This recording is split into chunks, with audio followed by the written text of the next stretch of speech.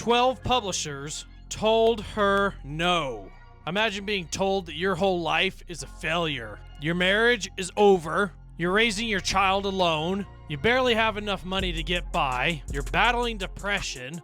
And the one thing that you're holding on to, the one thing that is giving you hope, everyone keeps telling you is a waste of your time. Yet every day, while her baby slept beside her side, she kept writing page after page, chapter after chapter. Not because anybody believed in her, because nobody did. Not because she knew it was going to work, because she didn't know if it was going to work. In fact, all the evidence suggested otherwise. When she finished the manuscript, she sent it to publishers. The first said no, then another one said no, and then another one said no, and then another one said no. Weeks turned into months. The rejection letters piled up. Every single rejection carried with it the same message. It's not good enough. And most people would have understandably quit. And not because they're weak, because at some point, the rejection just becomes your truth. But she made a decision. She refused to let other people determine what was possible for her in her life. She continued to keep sending out the manuscript all over the place.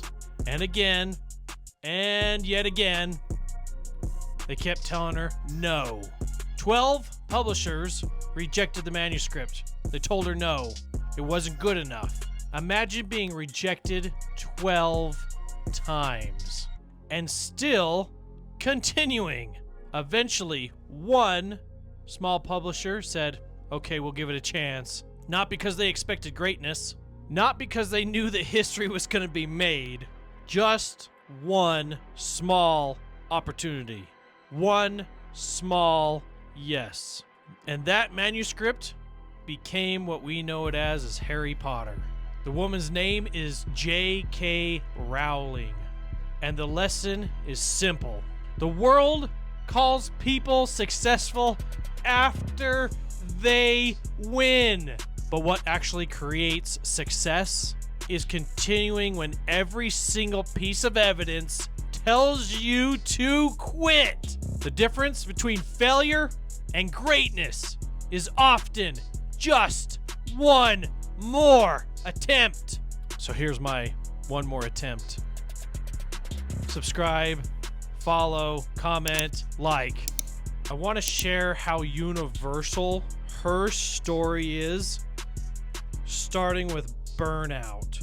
100% of everybody has their tolerance level. Everybody, if you push long enough and hard enough, you will get burned out for sure. And you won't be your best self. Often, you're just gonna have to go on vacation somewhere in the mountains, something. You gotta detach. You gotta completely just detach and get out of there simply because you need a reset. Not because you're running towards pleasure. You're detaching from absolutely being burnt out. The story isn't about never getting tired. Often, when I have to detach and just reset for many days, I'll just sit there and I will sleep multiple days in a row for 12 hours. And then for the 12 hours or so that I'm awake, I will basically do nothing besides eat and just like watch educational videos or something. I can imagine that if a doctor was to take my blood and analyze it, he would say your testosterone and all these other hormones are way out of whack, too high over here on cortisol, way too low over here on testosterone. But I need the reset so I can continue after I recover. When I am here focused on my business, I have like a 12-hour day. If I have a busy day, it's like 15 hours. And I'm being very literal on that. I'm talking from like 7:30 in the morning until 4:30 p.m. Obviously, there's like a lunch in there, but the lunch is filled with phone call after phone call after phone call after phone call after phone call. And then you also get the difficult customers. I'm talking about the customers who will tell you, yeah, go do the work, go do the work. I ain't even asking about prices. They will have a conversation with you and say, I don't even know what you guys are charging. Just get the work done. And then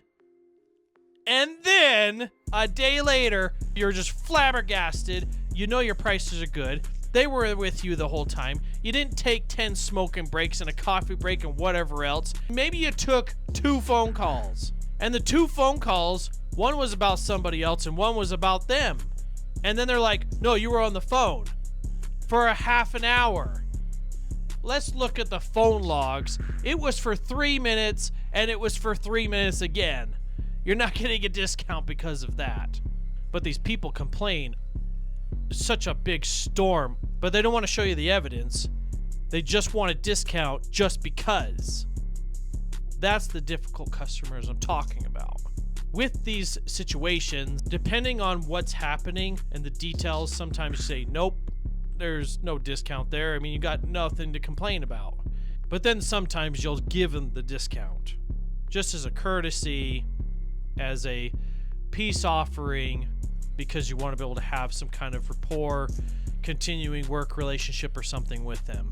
They'll argue with you over how much you're charging per hour as well. And then you'll come back and you make sure you're appropriately priced. You're not like super crazy high, you're not super crazy low. Let's say you're somewhere in this vicinity and say, it is so hard for you to find somebody that is less cost than me. And even if you do, it's like $5 difference. But it is so easy for you to find somebody that is super high, 2, 3, 4, 500% more for the same thing.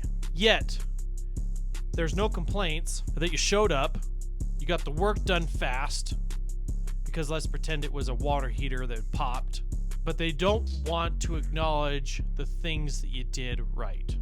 For example, still answering the phone after you haven't been paid, but you have paid for all of the supplies, you have paid for all of the materials, you have done the work. Discipline is showing up even when people do not appreciate your efforts. Customers or employees generally have no awareness of the sacrifices. You're just, all that sacrifice, all the suffering, all the stress is typically just invisible to everybody, and they're all internally focused. Give me my discount.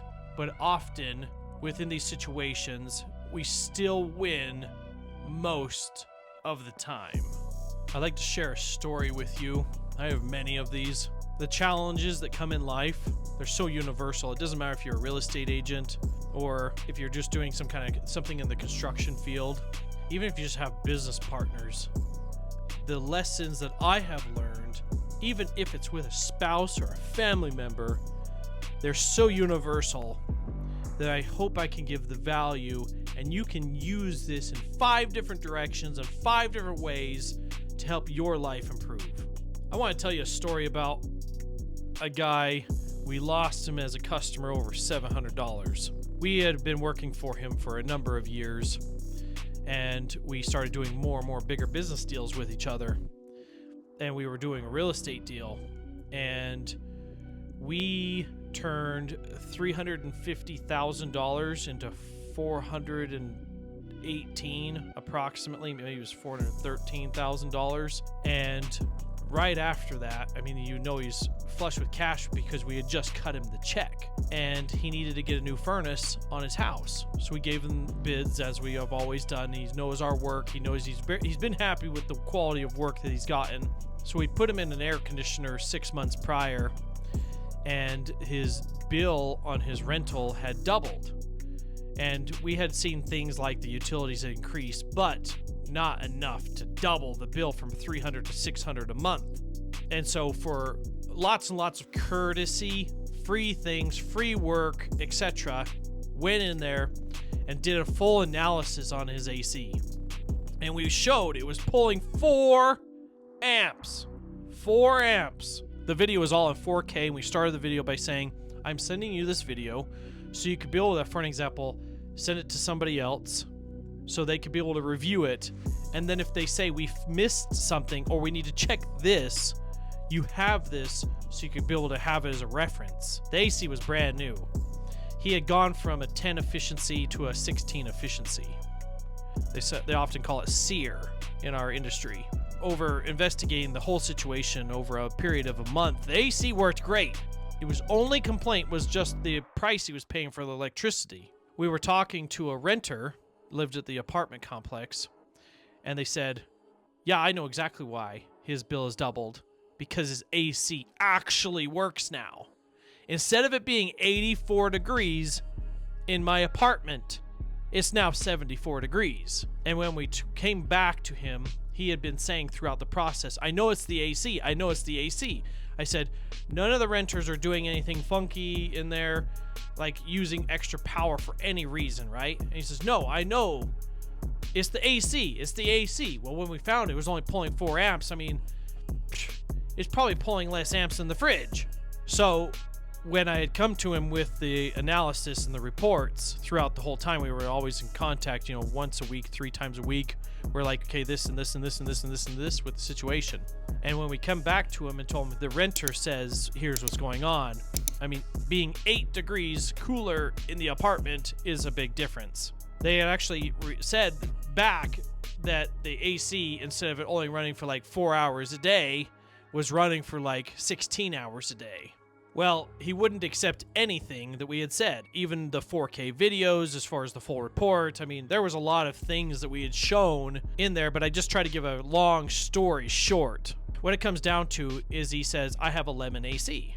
I said, well, we need to have something that we have to take to the factory to be able to get another one back. But I'm not seeing anything.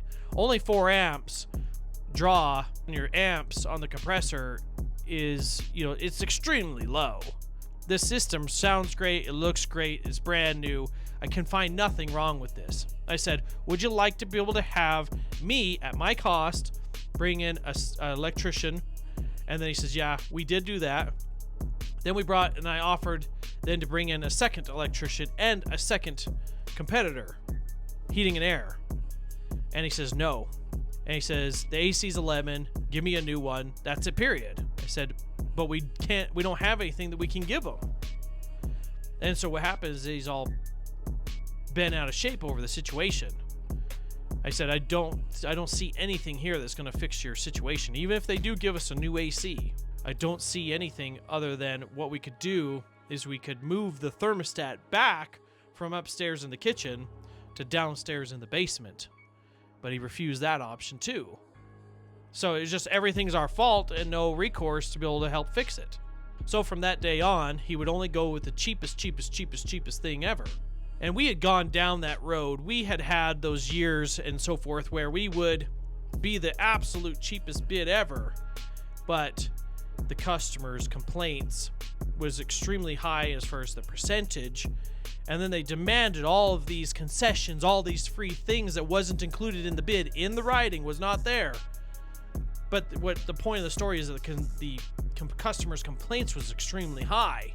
And we decided this isn't worth it. People hate you. People want to give you a lawsuit, whatever it is. We don't want it. At least if we gave them a medium-priced bid or a high-priced bid, there's at least some cushion in there to be able to give some free concessions to make the customer happy. But he refused after we'd given the $413,000 or $18,000. He refused to go with us anymore because we didn't want to be the cheapest bid. And I explained to him, I said, we have done all of these things, to make you very rich over the years. Now you want to cut little corners here and there. You want to preserve your wealth and protect your investments into your house. And there was lots and lots of conversation that went into this. In the end, he just says, never mind, I'm just going to go with the other company. Over $700. So our bid, I think, was, let's just pretend, easy math here, $5,000, and theirs was $4,300. And so we haven't spoken to him since. And it has been probably a year, let's just pretend. The point of the story is that I'm sure that this ex-customer very much misses the money that we used to be able to make him. Remember, we made him from $350,000. We turned that into $413,000, and we start talking $63,000. Why is he squabbling over $700? So, the moral of the story, what I'd taken from the lesson, is that I didn't want to keep fighting for the bottom of the barrel. We had been there and done that, as I've expressed previously in the video. What we decided to do with that situation is that we wanted to have more customers. We were going to expand into additional cities and more similar things like this, because we just didn't want to have to fight to the bottom of the barrel, because we know how unhappy customers are with the finished product. They're very happy in the beginning with the price and very displeased and angry with what they've got for the rest of their life. Me building this YouTube channel and the social media presence, there's no guarantee that within life and business we're going to put investments into something, a relationship, whether it be friends, romantic, business, whatever it may be. There's no guarantee that you're going to get anything back. Just like JK Rowling, she didn't have any guarantee that the book was ever going to give her anything, but she at least had the investment, had the option. When life was falling apart for her, she took a chance. What do you have as far as the alternative? But she kept writing the scripts. She kept making the brand. There's no guarantee it's going to work. There's no guarantee that anybody's even going to read the book. But this is the parallel.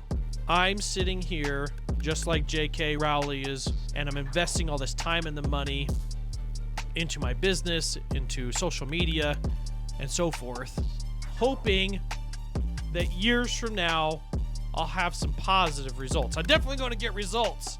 I just don't know if I'm going to win or if I'm going to lose. I don't have a guarantee right now, is what I'm saying. The only thing I know for sure is that quitting guarantees failure.